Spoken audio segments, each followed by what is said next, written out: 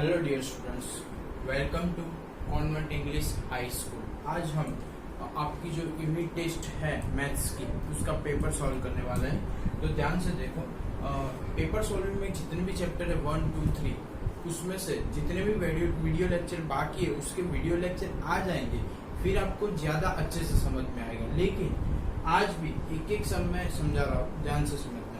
Okay, how many elements has P of A if A equal to 5। मतलब 5 ऐसे क्या होता है, एम्प्टी सेट, लेकिन 5 किसी सेट में दिया हुआ है, मतलब सेट A में कितने एलिमेंट हुए, 1 एलिमेंट। ओके, तो A में कितने एलिमेंट है, 1, वो आपको समझ में आ गया। लेकिन how many elements has P of A, P of A क्या होता है पहले वो समझ लेते तो आपको अच्छे से समझ में आ जाएगा। ओके, तो P of A यानी सेट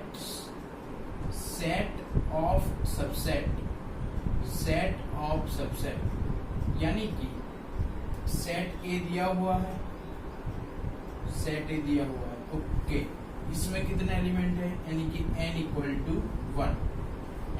टू 1, तो सबसेट ऑफ ए यानी कि सेट ए की कितने, सबसेट ऑफ ए, तो सबसेट किसी भी सेट का अगर सबसेट फाइंड करना हो तो उसका फॉर्मूला है 2n। क्या फॉर्मूला है, 2n। तो चलो n इक्वल टू कितना है, 1, 2 इज इक्वल टू 2, यानी कि a के कितने सबसेट हो जाएंगे, 2। तो सारे सबसेटों का एक सेट, तो उसको क्या बोलेंगे, P of A, यानी कि P of A यानी सेट ऑफ सबसेट।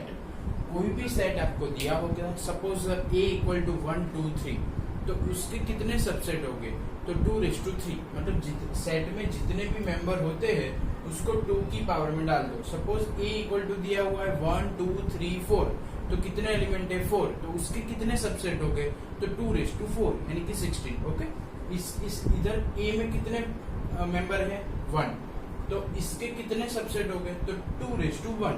ओके, तो कितने सबसेट हुए, 2, तो इस दोनों सबसेट है उसका सेट, उसको क्या बोलते हैं, P of A, यानी कि पावर सेट। तो how many elements has P of A, तो P of A में कितने एलिमेंट हो गए, 2, तो लिख देते हैं कि P of A has 2 elements। Okay, P of A has 2 elements। ये टॉपिक आप सेट के चैप्टर के वीडियो लेक्चर में देखेंगे तो आपको अच्छे से समझ में आ जाएगा। ओके, चलो second, if A equal to 1, 2, 3, 4, ये खुद एक एलिमेंट है। ओके, 3, 4 ये खुद एलिमेंट है, अलग अलग आप नहीं लिख सकते हो। 1, 2, 3, 4, 5, then which is incorrect, correct कौन सा है और इनकरेक्ट कौन सा है। तो करेक्ट और इनकरेक्ट के पहले आपने वीडियो लेक्चर में बिलोंग्स टू और सबसेट वाला तो देखा ही होगा, लेकिन इसके पहले एक छोटा सा क्लियरिफिकेशन में देना चाहता हूँ।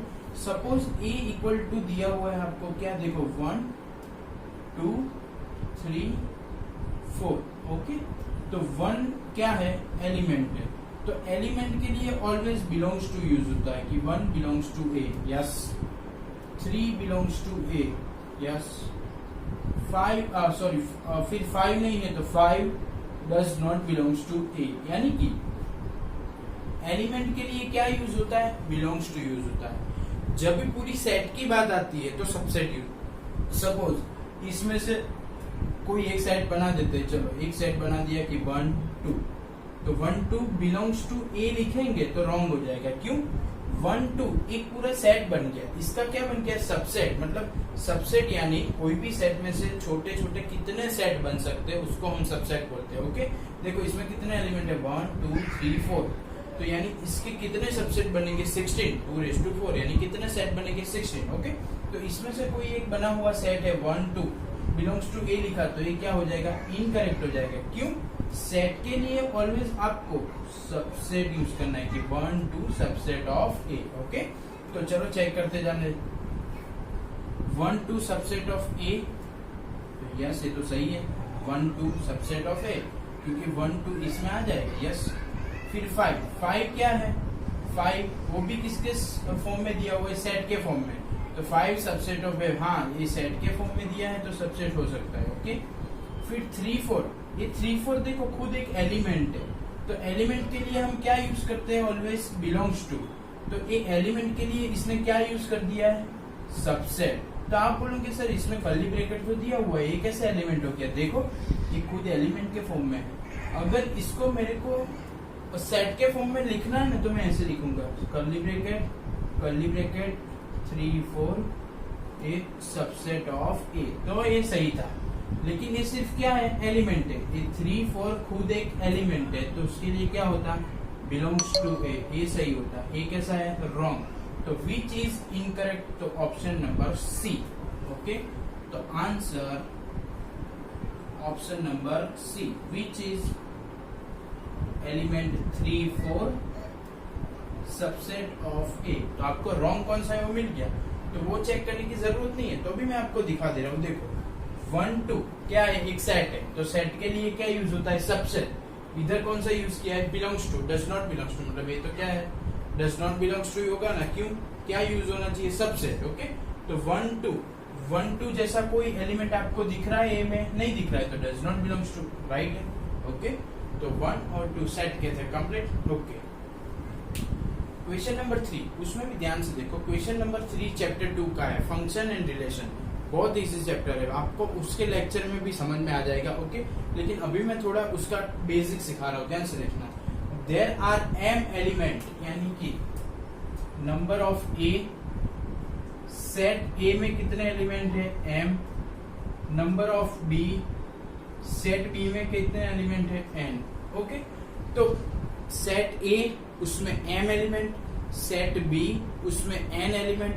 तो ए और बी के बीच में कितने रिलेशन बन सकते हैं? सपोज देखो a इक्वल टू आपको दिया हुआ है कुछ, सपोज m एलिमेंट है, b इक्वल टू दिया हुआ है कुछ भी, n एलिमेंट है। ओके, तो इन दोनों के बीच में कुल कितने रिलेशन बन सकते हैं? ओके, तो उसका आंसर है नंबर ऑफ रिलेशन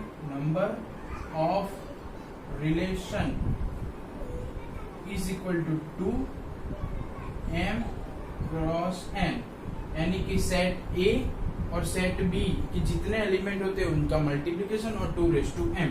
सपोज इसमें 3 होते, इसमें 2 होते, तो 3 2 कितना होता है 6, और उन दोनों को रिलेशन का आंसर होता है 2/6। इसमें कितने हैं m, इसमें कितने हैं n, तो आंसर आया 2/mn। क्या आंसर आया, 2/mn। ओके, समझ में आ गया। तो रिलेशन कैसे फाइंड करना है, तो A में कितने एलिमेंट है, सपोज 5, B में कितने एलिमेंट है 2, तो 5 2 10, दोनों का मल्टीप्लिकेशन कितना हो गया 10, तो उन दोनों में कितने रिलेशन हो सकते हैं, तो 2/10। गेटिंग और नॉट, दोनों का मल्टीप्लिकेशन को 2 की पावर में भेजना है। सपोज A में 5 होते, B में 3 होते, तो 5 3 से कितना करते हैं हम 15, तो रिलेशन कितने हो जाते 2/15। गेटिंग और नॉट, चलो इसमें होते 2, इसमें भी होते 2, तो 2 2 4, तो रिलेशन कितने होते 2/4। गेटिंग और नॉट, यानी कि number of relation is equal to 2 number of A into number of B. Okay, good. चलो ये भी सेकेंड चैप्टर का आंसर मतलब क्वेश्चन है। ए इक्वल टू दिया हुआ है आपको 0 1 2 3 4 5। ए इक्वल टू क्या दिया हुआ है 0 1 2 3 4 5, और रिलेशन दिया हुआ है कि x, और आंसर आएगा x+4। x की वैल्यू कहां से लेनी है, a में से लेनी है। आपको डोमेन फाइंड करना है। तो सेकंड चैप्टर में सबसे इंपॉर्टेंट टॉपिक है डोमेन एंड रेंज। क्या इंपॉर्टेंट टॉपिक है, डोमेन एंड रेंज। उसके वीडियो लेक्चर में आपको डीप में पढ़ने को मिलेगा, अभी मैं आपको थोड़ा सा ही सिखा रहा हूँ क्योंकि हमको फास्ट सॉल्व करना है। ओके, डोमेन मतलब आप कौन सी वैल्यू ले सकते हो उसको बोलते हैं डोमेन, और रेंज मतलब उसका आंसर क्या आएगा उसको बोलते हैं रेंज। सिंपल सी बात है मैथ्स की।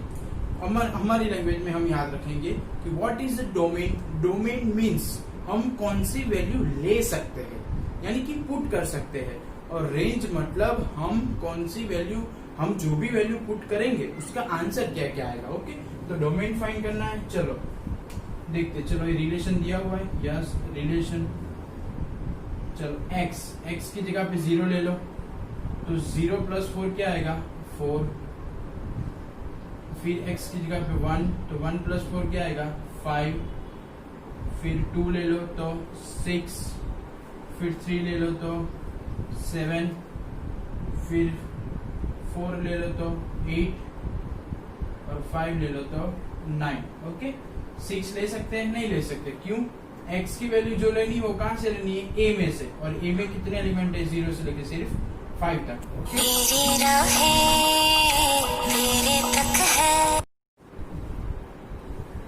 चलो क्या फाइंड करना था, डोमेन।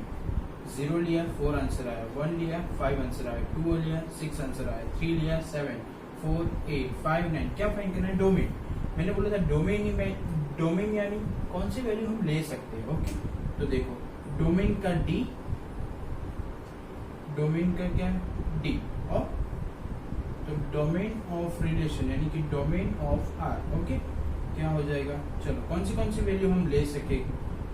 0 लिया, 1 लिया, 2 लिया, 3 लिया, 4 लिया, 5 लिया, तो इसको बोलेंगे डोमेन। फिर सपोज इसमें आपको क्वेश्चन पेपर में नहीं दिया हुआ है कि रेंज ऑफ फंक्शन, अगर मैं बोलूं कि रेंज फाइंड करो तो हम क्या करेंगे, range.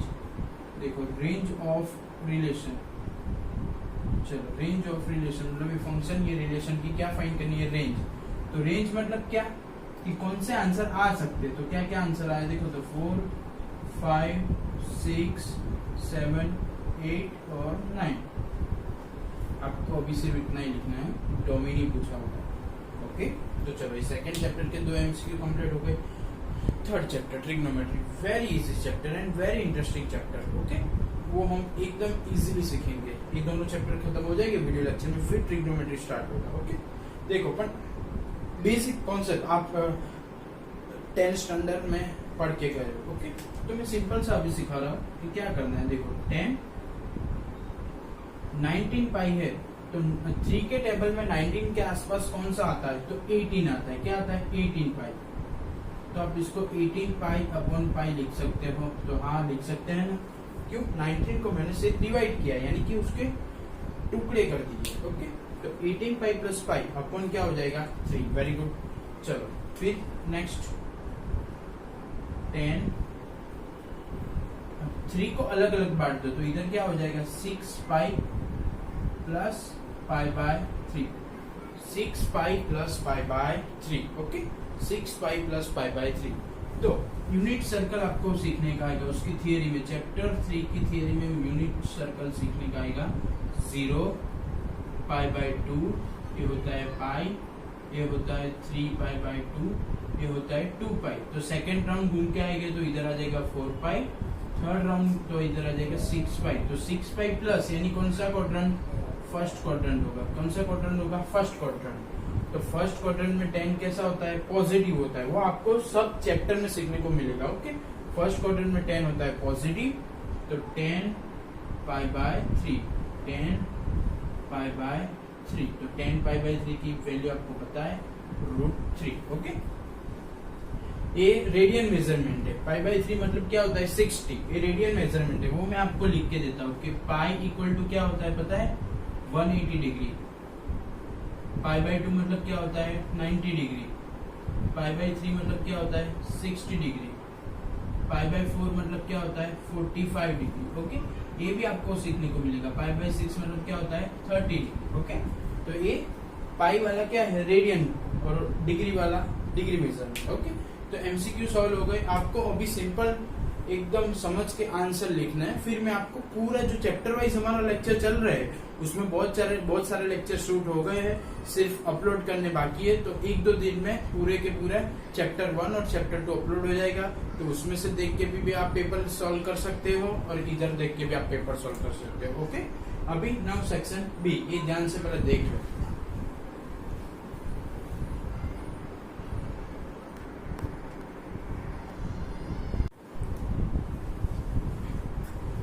Now we solve section B, which contain 2 marks. A equal to 2 3 and B equal to x. B में क्या है, x है, but a condition x is the solution of the equation. Okay, यानी A में कितने element है, 2। कौन से है, 2 and 3। B में कितने एलिमेंट है, x है, लेकिन x क्या है, इसका सॉल्यूशन वो हमें खुद फाइंड करना है। ओके, यानी कि एलिमेंट ऑफ B हमें खुद फाइंड करना है और हमको वेरीफाई करना है कि A एंड B है वो इक्वल सेट है और डिसजॉइंट सेट है। तो वो वेरीफाई करने से पहले हमको ये मालूम होना चाहिए कि इक्वल सेट मतलब क्या और डिसजॉइंट मतलब क्या। तो एक छोटा सा एग्जांपल करके हम इक्वल सेट और डिसजॉइंट सेट को क्लियर कर लेते हैं अपने माइंड में। ए सिर्फ आपके समझने के लिए है, ये इसका सॉल्यूशन नहीं है। ओके, चलो सपोज ए इक्वल टू 1 2 3 है और बी इक्वल टू 2 3 1 है, तो इसको हम इक्वल सेट बोल सकते हैं। तो इसको बोलेंगे हम A equal to B. Equal set यानी सारे के सारे एलिमेंट सेम होने चाहिए। इक्वल सेट यानी सारे के सारे एलिमेंट सेम होने चाहिए। तो देखो ए इक्वल टू 1 2 3 2 3 1 आगे पीछे चलता है लेकिन है तो एक ही ना। देखो 1 2 3 1 2 3, तो इसको क्या बोलेंगे हम? Equal set. ओके, तो याद रख लेना इक्वल सेट यानी सारे के सारे एलिमेंट इक्वल होने चाहिए, यानी कि इक्वल सेट। ओके, चलो नेक्स्ट क्या है? B x where x is the solution of the equation. Sorry मेरे को क्या सिखाना था? Disjoint set. इक्वल सेट तो हमने सीख लिया, फिर डिसजॉइंट सेट। तो चलो सपोज ए इक्वल टू है 3 4 और बी इक्वल टू है 5 6। डिसजॉइंट मतलब एक भी एलिमेंट सेम नहीं होना चाहिए। Okay, suppose A equal to 3 4 है तो बी इक्वल टू 5 6। 4 भी इधर नहीं होना चाहिए, 3 भी इधर नहीं होना चाहिए। एक भी एलिमेंट सेम नहीं होगा तो उसको हम बोल देंगे डिसजॉइंट सेम, यानी कि A does not equal to B. Disjoint set. Okay, A equal to B equal set और डिसजॉइंट सेट आपके माइंड में क्लियर होगा। इक्वल सेट यानी दोनों के एलिमेंट एकदम इक्वल होने चाहिए।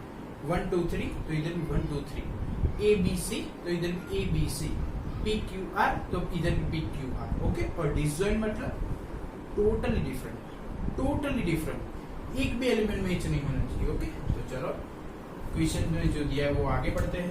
क्वेश्चन में क्या दिया हुआ है? a equal to 2 3, a equal to 2 3 and b क्या है? x where x is solution of the equation, solution of the equation कौन सा? x square plus 5x plus 6 equal to 0। पहले इक्वेशन को सॉल्व करते हैं। चलो x square plus 5x plus 6 equal to 0। 6 को डिवाइड करके कितना लाना है? 5। तो 3 2 जा 6, ये 3 8 2 जा 6 is 0 प्लस ए प्लस, तो x plus 3 is equal to 0, x plus 2 equal to 0, तो x इक्वल टू -3 और x इक्वल टू -2। चलो हमने एलिमेंट फाइंड कर लिया। हाँ, एलिमेंट दोनों फाइंड कर लिए। चलो ए तो हमारे पास है, b क्या आ गया? b equal to -2 and -3। बोलो मैच हो रहा है? 2 है इसमें भी 2 है, 3 है। हाँ, तो बोल देंगे कि इक्वल सेट। नहीं बोल सकते, क्यों? ऊपर में +2 3 है, नीचे -2 -3। ओके, तो ये क्या हो गया कि a does not equal to b so that a and b are disjoint sets।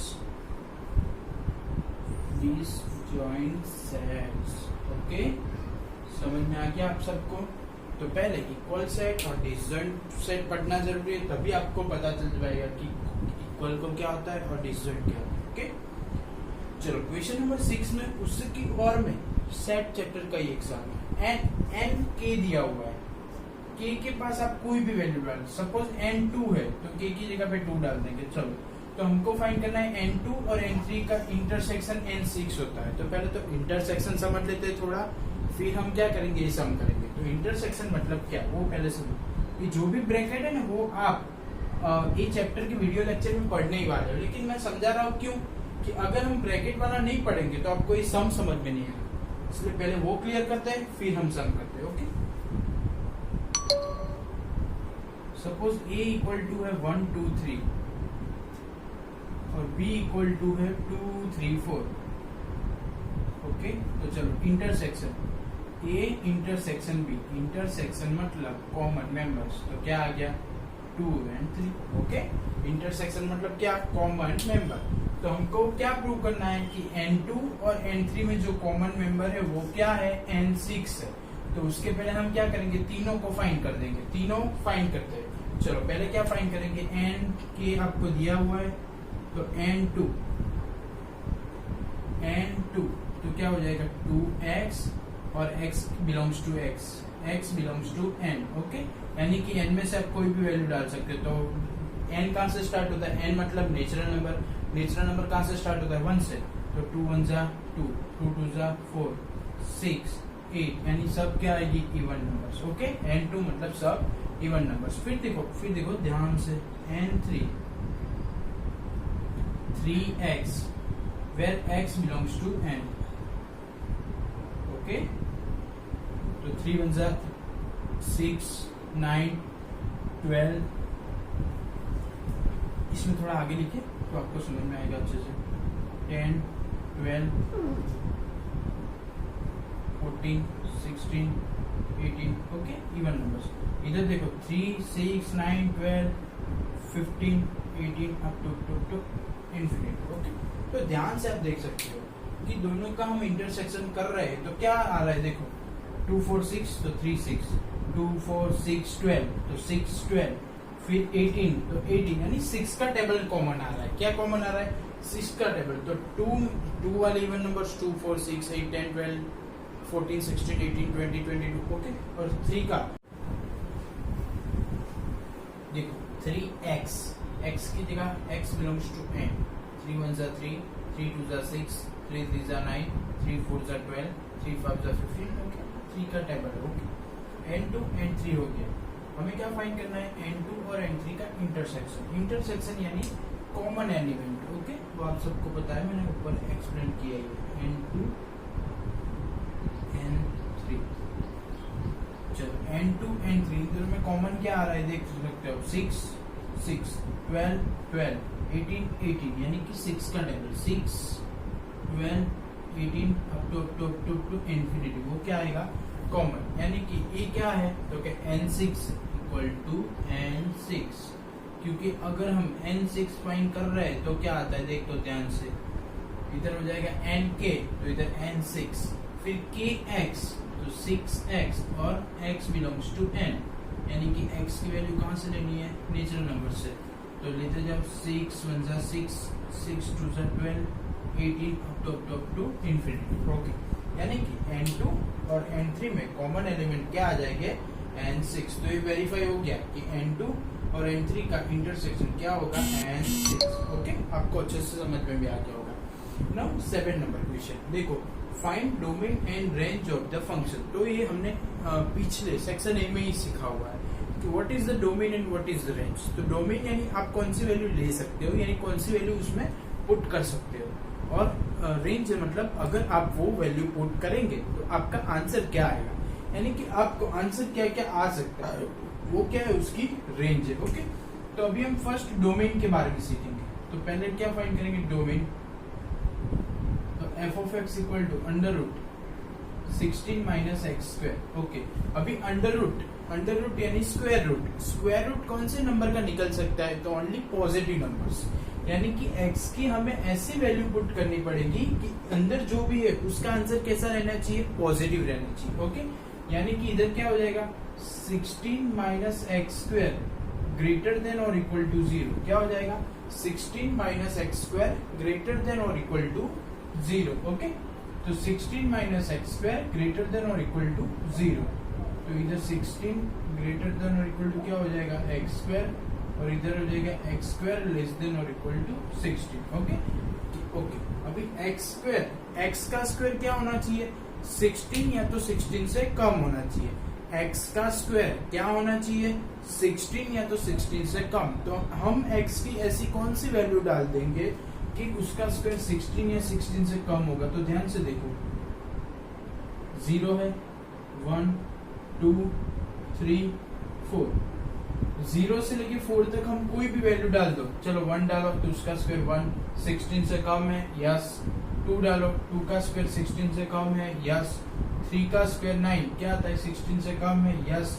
4 का स्क्वायर क्या है, 16, वो 16 या 16 से कम होना चाहिए, यानी कि 4 आप डाल सकते हो। लेकिन ये बात हुई सिर्फ पॉजिटिव, तो इधर क्या क्या नंबर है, -1 -2 -3 और -4। अब माइनस में भी नंबर डाल सकते हो, यानी कि माइनस डिजिट भी डाल सकते हो। क्यों? क्योंकि हम नेगेटिव डालेंगे तो उसका है क्या, स्क्वायर, तो वो कौन सी जाएगी, पॉजिटिव ही जाएगी। ओके, तो यानी कि डोमेन क्या मिल गया हमको, x बिलोंग्स टू -4 से 4। एक बार फिर से आप समझ लो कि डोमेन यानी हम x की जगह पे ऐसी कौन सी वैल्यू डालेंगे कि ये फंक्शन एग्जिस्ट होगा। अगर इधर नेगेटिव आंसर आएगा तो ये फंक्शन एग्जिस्ट नहीं होगा। लेकिन हमको दिया हुआ है कि एफ ऑफ एक्स फंक्शन है, तो फंक्शन को एग्जिस्ट करना है तो हम क्या करेंगे, इसका आंसर ग्रेटर देन और इक्वल टू 0 आना चाहिए। क्या आना चाहिए, ग्रेटर देन और इक्वल टू 0। तो ये क्या हो गया, 16 एक्स स्क्वायर इधर चला गया कि 16 ग्रेटर देन और इक्वल टू एक्स स्क्वायर, और एक्स स्क्वायर लेस और इक्वल टू 16। तो x बिलोंग्स टू -4 to 4, ये उसका क्या आ गया, डोमेन -4 से 4, यानी कि -4 से लेके 4 तक हम कोई भी वैल्यू लेंगे तो इसका आंसर या तो 0 आएगा। देखो 4 ले लो तो 4 का स्क्वायर 16 माइनस क्या है 16, तो 0 चलता है, 0 आना चाहिए या तो 0 से ज्यादा आना चाहिए। ओके, 4 लेंगे 0, -4 लेंगे 0, बीच में कोई भी लेंगे तो आंसर आएगा पॉजिटिव। ओके, यानी कि अंडर रूट पॉजिटिव डिजिट का ही निकल सकता है। तो ये आ गया डोमेन। अभी उसकी रेंज फाइंड करनी है, तो रेंज फाइंड करनी है तो पहले उसका डोमेन हमारे पास होना चाहिए। तो यस, डोमेन हमारे पास है -4 लेस और इक्वल टू x लेस और इक्वल टू 4। ओके, हमें उसकी रेंज फाइंड करनी है। तो x की वैल्यू हमारे पास कौन सी है, -4 से लेके 4 तक। ध्यान से देखो, -4 से लेके 4 तक। Find the range of the function, तो उसकी डोमेन क्या है, -4 से 4। अभी हमें फंक्शन की रेंज फाइंड करनी है। ओके, कि x का आंसर इतना है तो इसका आंसर कितना होगा। x का आंसर क्या है, -4 से 4, तो 16 माइनस एक्स स्क्वायर का आंसर क्या होगा। तो चलो x हमारे पास है तो पहले x स्क्वायर करो, यानी दोनों तरफ मतलब सब में स्क्वायर। तो -4 से लेके 4 अगर x की वैल्यू है तो उसकी स्क्वायर की वैल्यू कितनी होगी, तो 0 से 16 होगी। तो 0 एक्स स्क्वायर लेस और इक्वल टू 60। फिर क्या है, -x स्क्वायर है तो सबको माइनस से मल्टीप्लाई करो। तो माइनस से मल्टीप्लाई करेंगे तो ये जो साइन है लेस और इक्वल टू वो क्या हो जाएगी, ग्रेटर देन और इक्वल टू। अगर आप माइनस से मल्टीप्लाई करते हो तो साइन को आपको इंटरचेंज करना पड़ता है, और अगर साइन को इंटरचेंज नहीं करता है तो वैल्यू इस तरफ ला दो। तो इधर हो जाएगा -16 माइनस एक्स स्क्वायर लेस और इक्वल टू 0। फिर क्या है, 16 माइनस एक्स स्क्वायर, तो सब में 16 ऐड कर दो। तो इधर 16 माइनस 16 0, इधर हो जाएगा 16 minus x square less than और इक्वल टू, इधर हो जाएगा 16। ओके, सब में 16 क्या कर दिए, ऐड। फिर उसका स्क्वायर रूट ले लो, तो 0 का square root 0, 16 minus x square और 16 का स्क्वायर रूट क्या आ जाएगा 4, यानी कि 0 लेस और इक्वल टू क्या है, function f of x less और इक्वल टू 4, यानी कि f of x belongs to, f of x का आंसर क्या आएगा, 0 से लेके 4, यानी कि रेंज ऑफ फंक्शन, यानी कि range of function r of f क्या आ गई, 0 to 4। अगर हम x की वैल्यू -4 से 4 यानी कि -4 से 4 डालेंगे तो उसकी रेंज आ जाएगी 0 to 4। ओके, ऐसे सेकंड चैप्टर में बहुत सारे सम है, हम लोग करेंगे तो आपको इजी लग जाएगा। ओके, टॉपिक भी। चलो, find the value of sine 75। तो आपको पता है कि आप 10th स्टैंडर्ड में जितनी भी वैल्यू पढ़ गए वो क्या थी, 0, 30, 45, 60 एंड 90, उतनी वैल्यू आप पढ़े हो। आप कभी साइन 75 सीखे ही नहीं हो, मतलब पढ़े ही नहीं हो। तो हम क्या करेंगे साइन 75 में, तो ध्यान से देखो, साइन 75 हमें क्या करना है, फाइंड करना है। तो पहले उसका फॉर्मूला लगाते हैं कि साइन 75 कब आएगा, 8 नंबर साइन 75। तो 75, तो साइन 75 को हम 45 प्लस 30 बोल सकते हैं, यस बोल सकते हैं। तो ये क्या हो गया, साइन x प्लस वाई। तो ध्यान से देखो, साइन x प्लस वाई का हमारे पास फॉर्मूला है, साइन अगर 2 थीटा होता है कि साइन x प्लस वाई, तो उसका फॉर्मूला क्या है, sine x cos Y plus cos x sine Y. ये हमारे पास sine alpha plus sine a plus B, sine alpha plus beta, sine x plus Y, आप कुछ भी बोल सकते हो। लेकिन अगर ऐसा होता तो ये फॉर्मूला लगता है, तो इधर भी वही फॉर्मूला अप्लाई कर दो। चलो, फर्स्ट में होगा sine 45 cos 30 plus cos 45 sine 30, यानी कि थीटा इंटरचेंज होना चाहिए। थीटा क्या होगा, इंटरचेंज। साइन के पास 45 था, वो cos के पास चला गया। ओके, चलो sine 45 1/2 root two, cos 30 root 3 by 2, cos 40 by 1 अपन रूट 2, sin 31 बाय 2। चलो ऊपर आ जाएगा रूट 3 प्लस 1 बाय अपन में 2 रूट 2। वैसे यही आंसर रूट 3 प्लस 1 बाय अपन 2 रूट 2। ओके, 2 रूट 2 2 रूट 2, तो सेम डिनोमिनेटर 1 टाइम होता है। वैसे तो यही आंसर है, लेकिन आप सबको पता है कि हम 10th स्टैंडर्ड में रेशनलाइज करते थे कि रूट को अपन में नहीं काउंट करना, तो रूट 2 से मल्टीप्लाई, रूट 2 से डिवाइड। तो चलो root 2 into root 3 root 6, root 2 plus 1 root 2, अपन में रूट 2 2 जा 4, तो आ गया रूट 6 प्लस रूट 2 बाय 4। ये आ गई साइन 75 की वैल्यू। ओके, ध्यान से देख लो। अभी हम क्या सॉल्व करेंगे, सेक्शन सी। ओके,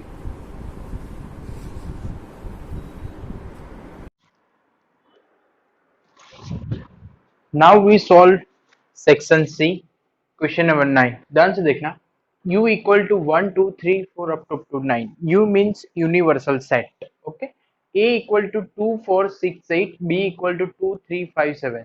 तो आपको दो रूल्स प्रूव करने हैं, यानी कि वेरीफाई करने हैं कि LHS इक्वल टू RHS आना चाहिए। ओके, तो कोई भी एक मैं करूंगा, एक आपको खुद से करना है। तो ओके, फर्स्ट वाला मैं ले लेता हूं, जो भी मेरे को प्रूव करना है कि A union B dash equal to A dash intersection B dash. Intersection हमने सेक्शन बी में सेक्शन ए में पढ़ा। ए यूनियन है, यूनियन क्या होता है वो भी मैं अभी सिखा रहा हूँ। ओके, तो पहले हमको क्या फाइंड करना है, एलएचएस। तो एलएचएस में क्या है वो ले लो कि LHS is equal to A union B का होल डैश। डैश भी क्या होता है वो भी मैं अभी सिखा रहा हूँ। ओके, तो फर्स्ट ऑफ ऑल जिसका भी आपको डैश यानी कॉम्प्लीमेंट फाइंड करना होता है, इसको बोलते हैं कॉम्प्लीमेंट, या तो डैश बोल सकते हो। ए यूनियन बी का कॉम्प्लीमेंट फाइंड करना है, तो जिसका भी आपको कॉम्प्लीमेंट फाइंड करना है वो खुद पहले फाइंड करना पड़ेगा। ओके, तो सबसे पहले हम क्या फाइंड कर रहे हैं, ए यूनियन बी।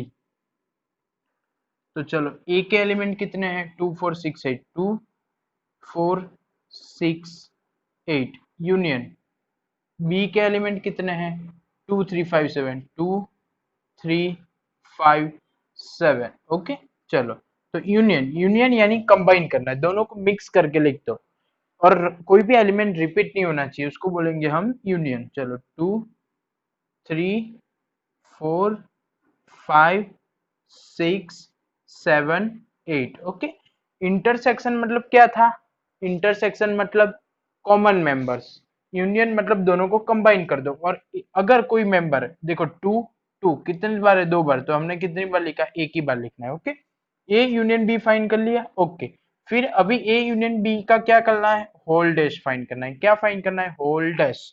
तो किसी भी चीज का डैश यानी कि कॉम्प्लीमेंट, यानी कि जो एलिमेंट हमारे पास है उसके अलावा डैश में आ जाएंगे। ओके, उसके अलावा, तो 2 3 4 5 6 7 8, उसके अलावा यूनिवर्सल सेट में देखो तो कौन से 1 एंड 9, तो डैश में क्या आ जाएंगे, 1 एंड 9, उसको बोलते हैं कॉम्प्लीमेंट, यानी कि उसका डैश। डैश मतलब उसके अलावा जितने भी एलिमेंट है वो उसमें आ जाएंगे। सपोज ए डैश फाइंड करना है, तो मतलब ए के अलावा जितने भी एलिमेंट है वो ए डैश में। आप पता हो तो प्रोबेबिलिटी में 10th स्टैंडर्ड में पढ़े हो कि पी ऑफ ए सपोज 0.3, तो पी ऑफ ए बार तो कितनी हो जाएगी, 0.7, मतलब उसके अलावा, यानी कि 1 में से माइनस कर दो। तो इधर किस में से, यूनिवर्सल सेट में से माइनस करना है। सपोज ए यूनियन बी क्या है, 2 3 4 5 6 7 8, तो उसका डैश तो उसके अलावा, तो 2 3 4 5 6 7 8, 2 3 4 5 6 7 8 के अलावा कौन से 1 एंड 9, तो आ गया 1 एंड 9। ओके, तो एलएचएस ए यूनियन बी का होल डैश हमें मिल गया। अभी हमको क्या फाइंड करना है, आरएचएस। ओके, देखो आरएचएस, उसमें क्या है, ए डैश इंटरसेक्शन बी डैश। चलो जिसका भी इंटरसेक्शन करना हो वो खुद तो हमें चाहिए कि नहीं चाहिए, चाहिए। तो चलो पहले हम क्या फाइंड करेंगे, ए डैश फाइंड करेंगे, फिर हम क्या फाइंड करेंगे, बी डैश, फिर इसका आंसर कहाँ लिखेंगे, इधर लिखेंगे। फिर हम चेक करेंगे कि एलएचएस इक्वल टू आरएचएस होता है कि नहीं होता है। ओके, तो चलो ए डैश 2 4 6 8, उसके अलावा कहाँ देखना है, यू में। तो 2 4 6 के अलावा क्या आ जाएगा, 1 3 5 7 और 9, तो ए मिल गया। चलो बी डैश 2 3 5 7 के अलावा 2 3 5 7, तो क्या आ जाएगा 1 3 तो है उसमें, यस 4 6 7 भी है, 8 और 9। चलो ए डैश भी मिल गया, बी डैश भी मिल गया। ओके, अभी क्या फाइंड करना है, ए डैश इंटरसेक्शन बी डैश। तो चलो ए डैश की वैल्यू क्या है, 1 3 5 7 9। Okay, intersection with B dash, B dash की क्या है 1 4 6 1 4 6 8 9। ओके, तो ये दोनों वैल्यू ए डैश इंटरसेक्शन लिख दिया। अभी आंसर देखो, ए डैश इंटरसेक्शन बी डैश।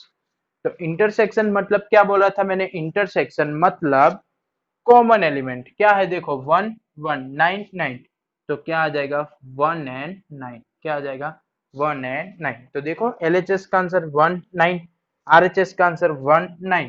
तो हम लिख सकते हैं कि L H S is equal to R H S. Okay, clearly proved.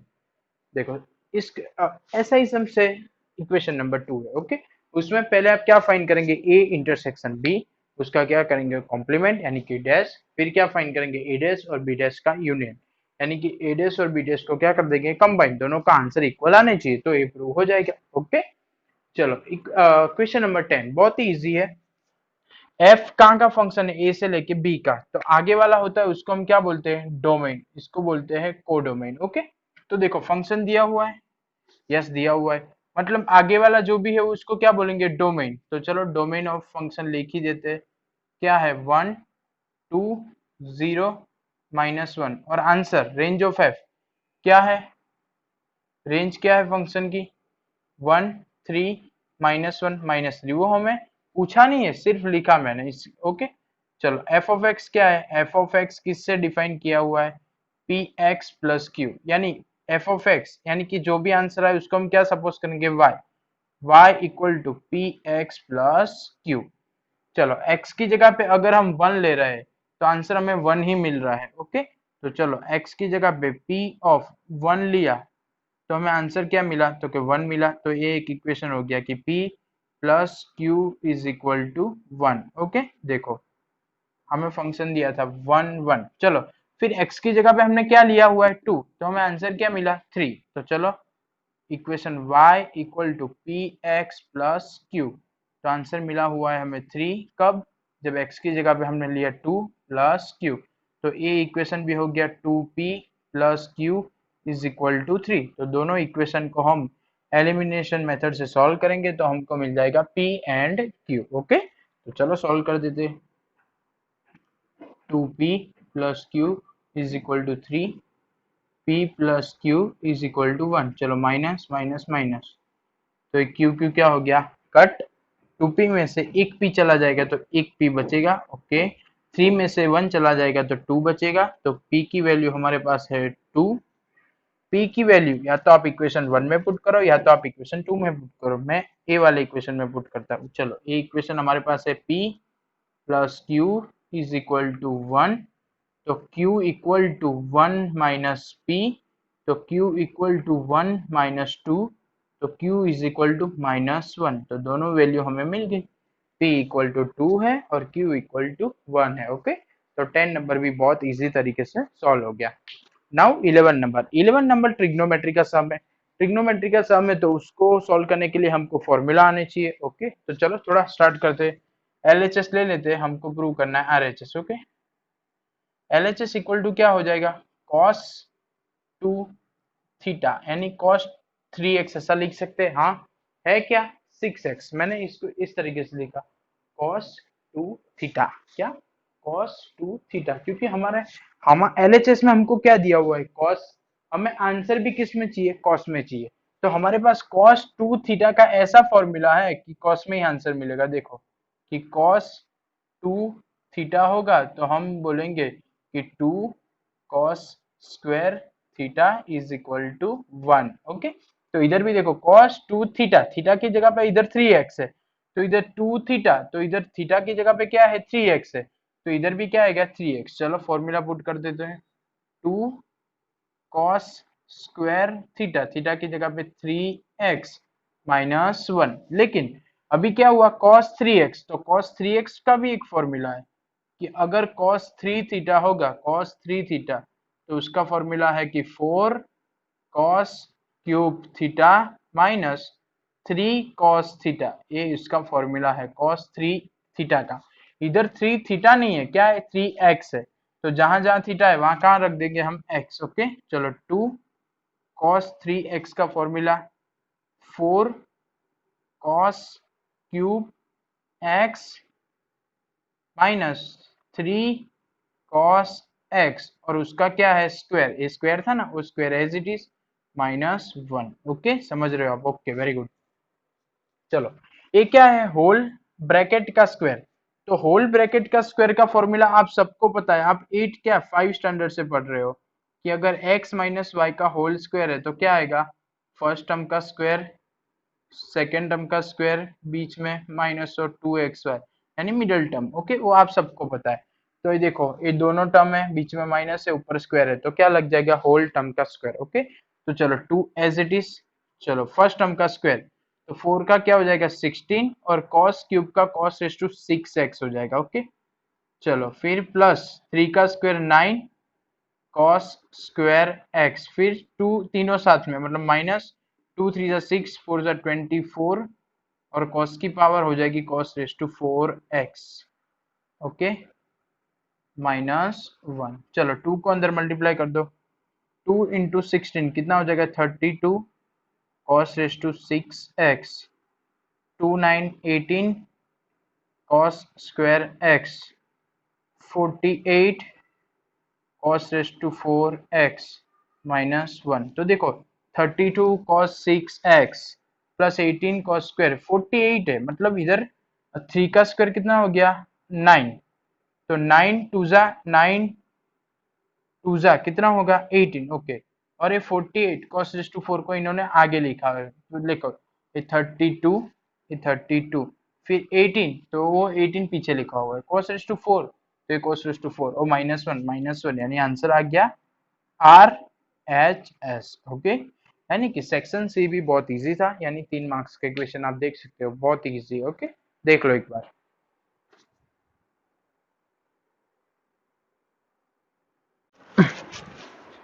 But now we solve section D, last question of the paper. Okay, trigonometric question. Cot x equal to 3/4, x in second quadrant. Second quadrant में है इसलिए वो cot कैसा है, negative है, तो वो थोड़ा आपको मैं एक्सप्लेन कर देता हूँ, फिर मैं आपको सम सॉल्व करवाता हूँ कि टोटल कितने क्वाड्रेंट होते हैं, तो आप सबको पता है 4। तो उसमें ऐसा याद रखने का, ऑल STC, ऑल यानी फर्स्ट क्वाड्रेंट, ये कौन सा क्वाड्रेंट है, फर्स्ट, तो फर्स्ट क्वाड्रेंट में सारे फंक्शन पॉजिटिव होते हैं, तो ऑल। ओके, ये सेकंड क्वाड्रेंट, तो सेकंड में एस से कौन सा स्टार्ट होता है, साइन, और साइन का ऑपोजिट कौन होता है, कॉसेक, तो साइन का इनवर्स कॉसेक। तो सेकंड क्वाड्रेंट में सिर्फ कौन से साइन और कॉसेक पॉजिटिव होते हैं। फिर थर्ड की बात करो, थर्ड में टी से कौन स्टार्ट होता है, 10, तो 10 और उसका इनवर्स कॉट, तो थर्ड में 10 और कॉट पॉजिटिव, और एक कौन सा क्वाड्रेंट है, फोर्थ में कॉस और सेक, उसके अलावा बाकी सब नेगेटिव। ओके, तो एक्स सेकंड क्वाड्रेंट है, सेकंड में कॉट कैसा होता है, नेगेटिव, वो आप सबको पता है। चलो हमें फाइंड क्या करता है, sine x by to, cos x by to, ten x by to. हमको दिया क्या है, कॉट एक्स, फाइंड क्या करना है, sine x by to, cos x by to, ten x by to. तो थीटा इधर पूरा दिया हुआ है एक्स, हमको जाना है बाई टू में। ओके, तो क्या करेंगे, ध्यान से देखो, आपको पता है कि नहीं पता है वो मुझे नहीं मालूम, लेकिन एक फॉर्मूला है कि 1 प्लस कॉस एक्स, तो 2 cos square x by two, यानी कि cos square x by two का मतलब हो जाएगा 1 plus cos x divide by 2। अगर तुम्हारे पास cos x है तो आप cos x by to find कर सकते हो। ओके, ऐसा ही एक दूसरा फॉर्मूला है sine square x by two का, कि sine square x by two is equal to हो जाएगा 1 minus cos x, 1 minus cos x upon 2। Okay, तो cos x बाई टू मिल जाएगा इधर से, साइन एक्स बाई टू मिल जाएगा इधर से, अभी बाकी कौन रह गया, tan x बाई टू। तो वो तो बहुत ईजी है, कैसे कि टेन थीटा यानी कि टेन एक्स बाई टू मतलब क्या फॉर्मूला है, साइन थीटा यानी कि sine x by two upon cos x by two यानी कि cos theta. Okay, tan x by two यानी कि tan theta is equal to sine theta upon cos theta. Okay, तो हमें क्या चाहिए, कॉस थीटा चाहिए ही चाहिए। तो हमको दिया है कॉट थीटा, यानी कि क्या दिया हुआ है देख सकते हो आप कि cot equal to -354, sorry cot x equal to -3/4। तो आप सभी भी 10th स्टैंडर्ड में पढ़ चुके हो ट्रिग्नोमेट्री, उसमें आपको एक की वैल्यू दी होती थी तो आप पाइथागोरस अप्लाई करके सारी की सारी वैल्यू फाइंड कर सकते थे। ओके, कैसे, ध्यान से देखो। चलो इधर सपोज x ले लो, तो कॉट कॉट क्या होता है, ऑपोजिट एडजेसेंट अपॉन ऑपोजिट, तो ये एडजेसेंट ये ऑपोजिट, तो in triangle A B C Pythagoras apply कर देंगे तो हाइपोटेन्यूज कितना आ जाएगा, 5 आ जाएगा। तो कॉट एक्स आ गया, तो उसके ऊपर से हम क्या फाइंड करेंगे, कॉस एक्स। कॉस एक्स क्या होता है, एडजेसेंट अपॉन हाइपोटेन्यूज, तो 3/5। लेकिन एक्स कहाँ है, सेकेंड क्वाड्रेंट, सेकेंड में कौन से पॉजिटिव, साइन और कॉसेक, बाकी सब नेगेटिव, तो बाकी सब में कॉस भी नेगेटिव। तो कॉस की वैल्यू आपको मिल गई। कॉस की वैल्यू कहाँ से मिली आपको, पाइथागोरस थ्योरम से। एक कोई भी एक ट्रिग्नोमेट्री फंक्शन दिया होता है, उसपे से आप ट्राइंगल फाइंड कर लो, ट्राइंगल पे से आपको कुछ भी मिल जाएगा, sine cos tan cot cosec sec. Okay, cos मिल गया, कॉस मिल गया, तो ये रहे दोनों के formula, cos x by two और साइन एक्स बाई टू के। चलो वैल्यू पुट करना स्टार्ट करते हैं हम लोग। 1 प्लस कॉस एक्स तो -3/5 बाय 2। चलो 5 वन ज़ा 5 -3/10 यानी कि 2/10। तो ये क्या आया, cos square x by to. हमें सिर्फ क्या चाहिए, कॉस एक्स बाई टू चाहिए, तो दोनों तरफ क्या लेना पड़ेगा, स्क्वायर रूट। तो अगर आप किसी भी चीज का स्क्वायर रूट लेते हैं, suppose square root of 25, suppose square root of 25, तो आंसर आएगा प्लस और -5। क्यों, क्योंकि अगर आप +5 का भी स्क्वायर करते हो तो 25 आएगा, और -5 का भी स्क्वायर करते हो तो भी क्या आएगा, 25। इसलिए आप जब भी किसी भी चीज का स्क्वायर रूट निकाल रहे हो तो दो आंसर आएंगे, +और -3, +और-3। ओके, तो इधर भी हम cos square x by two का स्क्वायर रूट निकालेंगे तो इधर भी दो आंसर आने चाहिए, +2/10 और -2/10। ओके, दो आंसर आएंगे।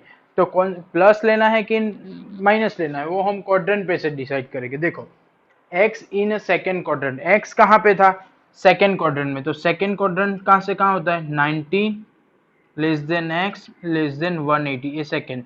हमको क्या चाहिए, x बाई टू, तो सबको 2 से डिवाइड कर दो, तो क्या हो जाए 45 x बाई टू 90, मतलब 45 टू 90, यानी कि इस 0 से लेके 90 कौन सा क्वाड्रेंट माना जाता है, फर्स्ट क्वाड्रेंट।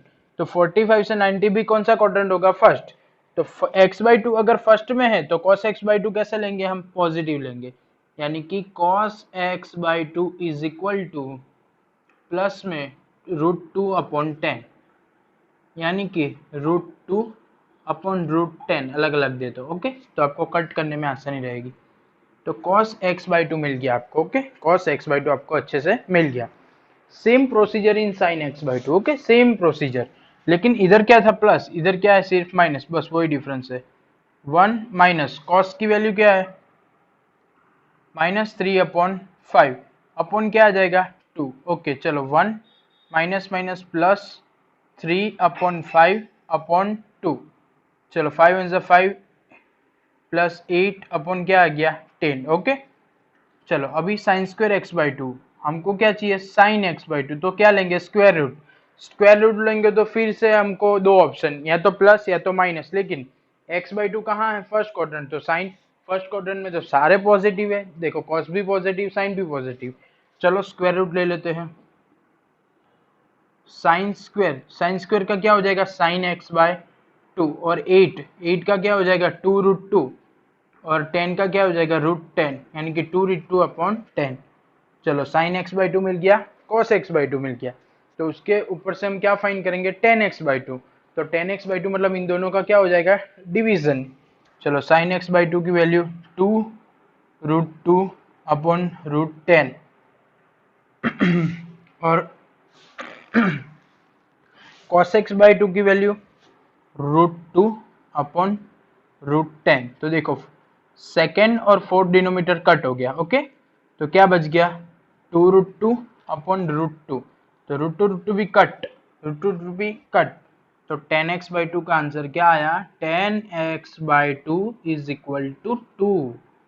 देखो तीनों तीन आंसर मिल गए आपको। ये है cos x बाई टू, ये है sin x बाई टू और ये 10x बाई टू। ओके, ये 4 मार्क्स का क्वेश्चन है, 4 मार्क्स। एक ही ट्रिग्नोमेट्री दिया था, उसमें से बाई टू वाले सब। एक्सरसाइज मिसलेनियस एक्सरसाइज है चैप्टर 3 की, उसमें बहुत सारे ऐसे सम दिए हुए। हम जब चैप्टर वाइज वीडियो शूट करेंगे तो आपको ये पूरा का पूरा क्वेश्चन पेपर आपको सॉल्व किया हुआ मिलेगा। ओके, बहुत ही ईजी है। और अभी पूरा वीडियो खत्म हो गया, मतलब पूरा मैंने पूरा पेपर सॉल्व करवा दिया। अभी भी आपको कोई भी कंफ्यूजन है तो मैं इसकी पीडीएफ भी भेज रहा हूँ आपको। और दूसरा वीडियो में भी कुछ डाउट रह जाए तो भी आप मुझे कॉल या मैसेज कर सकते हो। Okay, good bye.